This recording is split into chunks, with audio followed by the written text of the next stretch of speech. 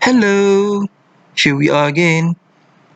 I hope my previous video was beneficial to everyone. This time around, we will go through one of the Form 5 poems, which is A Poison Tree. In this video, we will first look at the meaning of important words, and then I will recite the poem for you to listen to, followed by analysis stanza by stanza before I summarize the whole poem, and finally I will highlight the lessons that we can learn from this poem. Here are the list of important words from this poem which you need to know. Wrath, foe, deceitful, wiles, beheld, veiled, pole, and outstretched. The first word is wrath. Wrath means extreme anger or rage or fury. In BM, it is perasaan marah yang ekstrim. Look at those pictures. You know, that woman and that anger from inside out is very angry. They are very angry. The second word is foe. Foe means the enemy, an antagonist, an opponent, or an adversary. In BM, it's musuh, seteru, or lawan. Right? Foe is the opposite of friend. Next is the word deceitful. Deceitful comes from the word deceit, which comes from the word deceive. Deceive is to lie, which is tipu. Right? The word deceitful means cunning, devious, dishonest. In BM, it's tidak jujur, penuh penipuan, atau penuh kepalsuan. The word wiles means trickeries or deceptions. In BM, it is tipu hela. The word beheld comes from the word behold. Behold means to see or to observe. So the word beheld is saw or observed. In BM, it's melihat atau memerhati. It doesn't have to be spying like the one in the picture, but it's to see. Right? Memerhatikan sesuatu. The word veiled means covered with something, shrouded in something, or concealed or hidden. In BM, it's terlindung atau diselubungi sesuatu ataupun tersembunyi. Right? Look at the picture to get the idea of what veil actually means. The word pole means stake or post, tiang ataupun batang. Right? Look at the example of the pictures. It's the electric or lamp post. However, in the poem, the word pole has a different meaning. Later, we will go to it. And the last one is outstretched. You know the word stretch, right? Regang. Right? So the word outstretched comes from the word outstretch or stretch out. And here the word outstretched means lying on the ground with hands and legs stretching out. In BM, it's terbaring dalam keadaan terlentang. Look at that girl. She looks so happy, outstretched on the leaves. So, are you ready for poem recitation? You can quietly follow as I recite this poem.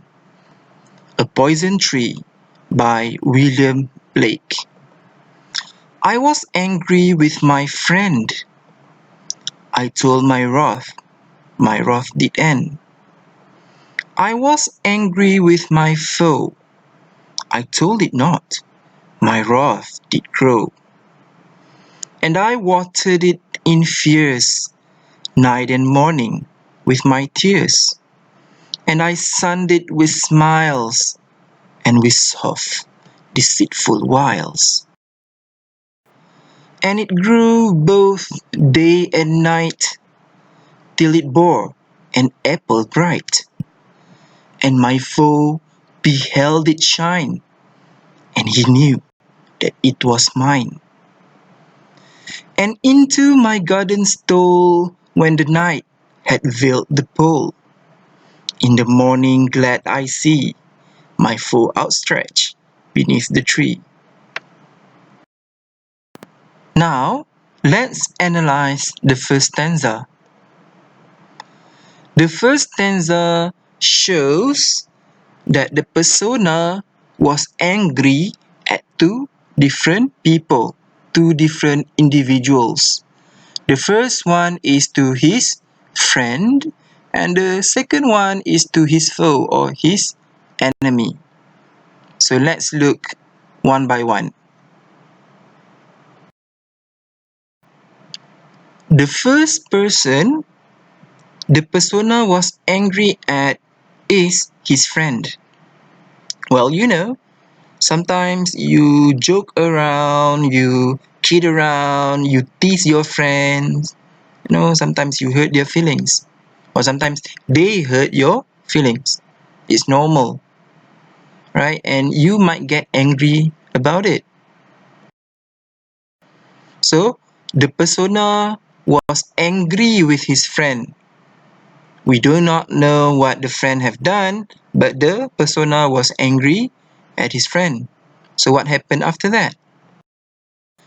I told my wrath. So the persona talked to the friend. Look at the picture. Hey bro, I need to talk to you. So he told his friend that he was angry with his friend. What happened after that? So when he told his friend that he was angry with his friend, then the friend realized about it and apologized. Sometimes you are angry with people, but people do not know that you are angry at them. So by telling the friend that he was angry at him, the friend apologized to him. And because of that, his wrath ended. He did not angry at his friend anymore. The second person the persona was angry at is his foe, his enemy. Sometimes even though you are classmates with everyone, but there are people that you do not like. Well, that's normal, right? And sometimes these people that you do not like think of you as their friend, and they joke around with you, they tease you, and it makes you angry at them, right? You don't like them, and then they come and hurt your feelings, so you hate them, right? You are angry at them. But normally, do you tell your enemy that you are angry at them? Normally you don't. You will keep it to yourself. You keep it bottled up inside. So this persona, he was angry at his foe, and he did not tell his foe about it, unlike what he did with his friend. So he did not tell his foe that he was angry. So what happened? My wrath did grow. So the persona's wrath, his anger, grew even more. He became angrier. He began to hate the foe. Here are the things that we can summarize from stanza 1. The persona was angry with two individuals. Who are they? His friend and his foe. The persona explained to his friend that he was angry, so he did not feel angry at his friend anymore. However, the persona kept his anger a secret from his foe, and this makes his anger worse. In stanza 2, the persona compared his anger to a seed. Seed is biji benih, and he took care of his anger.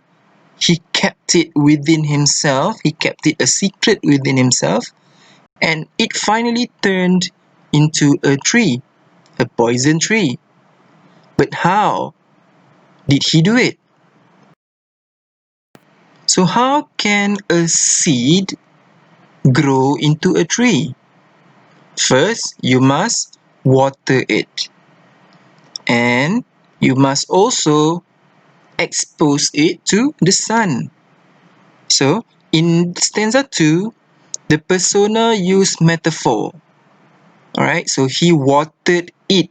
It here refers to his anger, to the seed of anger.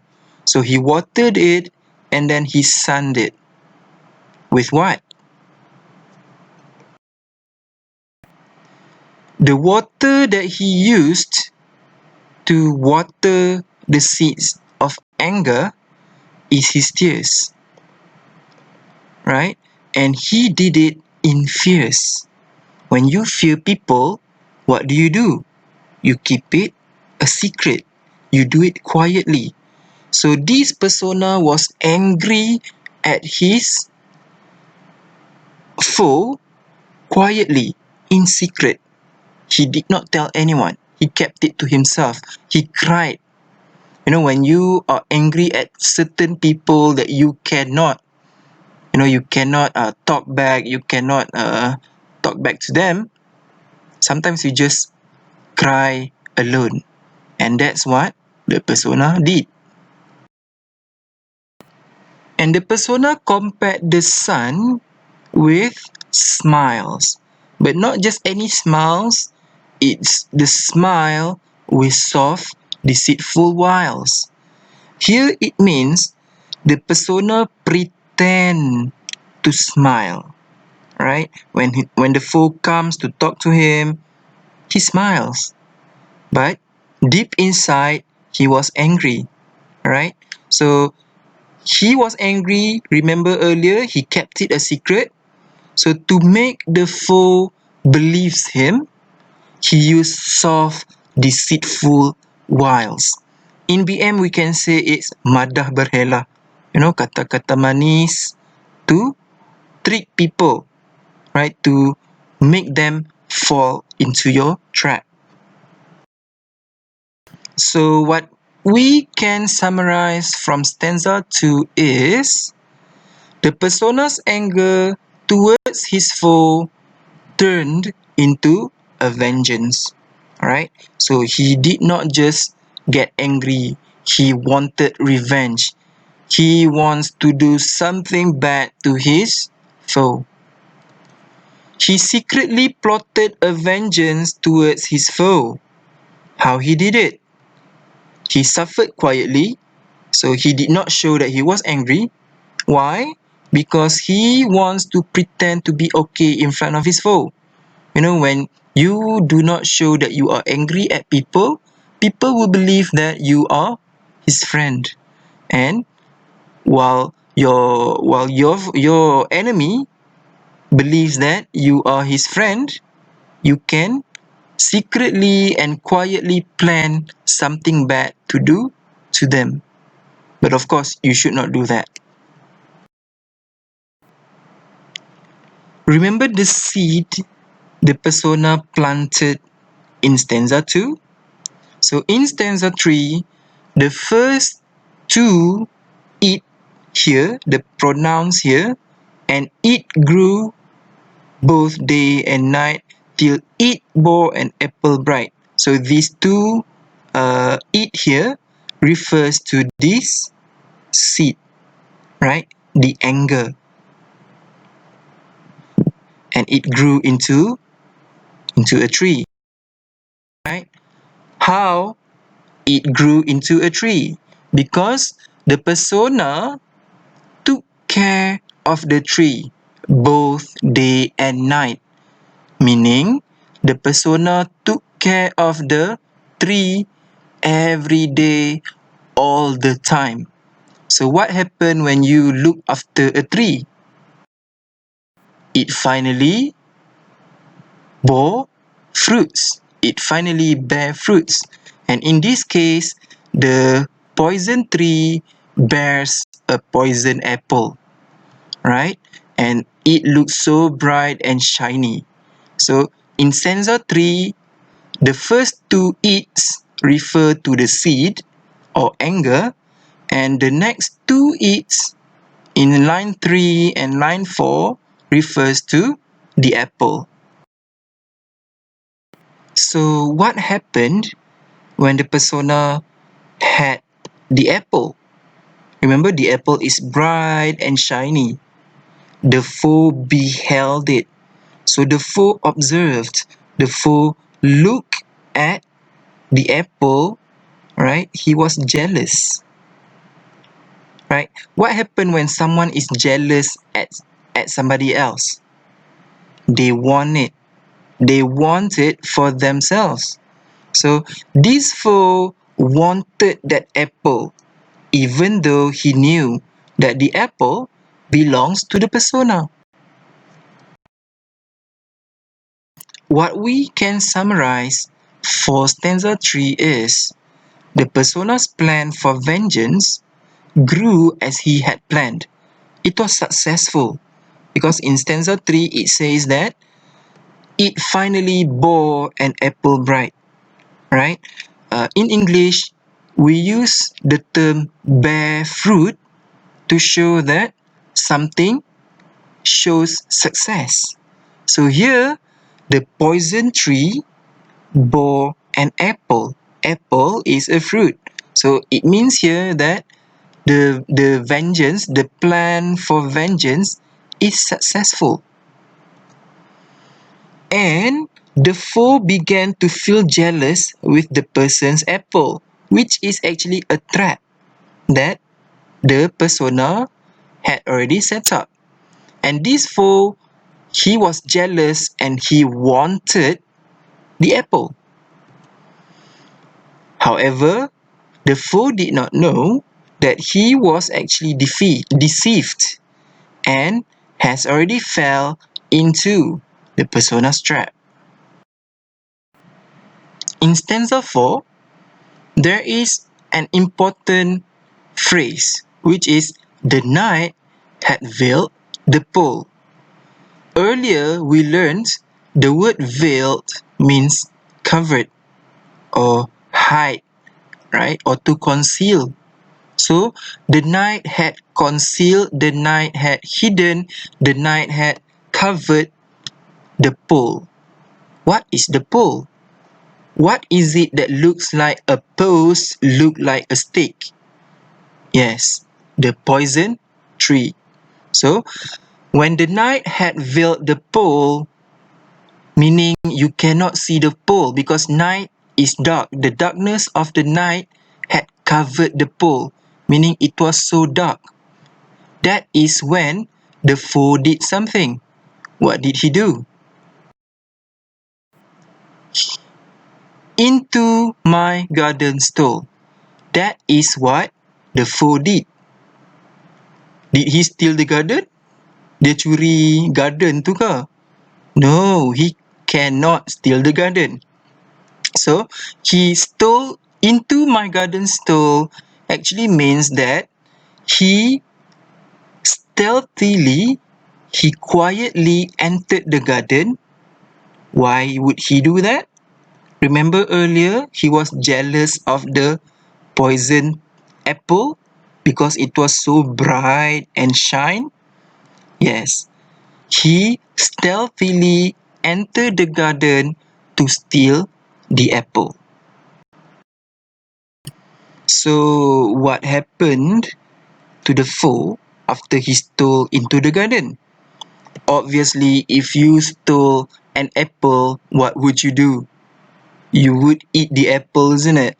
So, in the morning, glad I see my foe outstretched beneath the tree. Right? So, the next morning, when the persona woke up and he went to the tree, he saw that the foe was outstretched, terbaring terlentang under the tree. Is he dead? Is the foe dead? We do not know. It's probable. Well, he might be dead, or at least we know that he is now poisoned.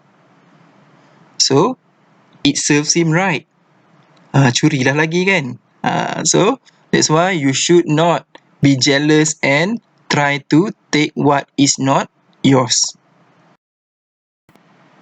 In stanza 4, we can summarize that the foe secretly tried to steal or sabotage the persona's apple.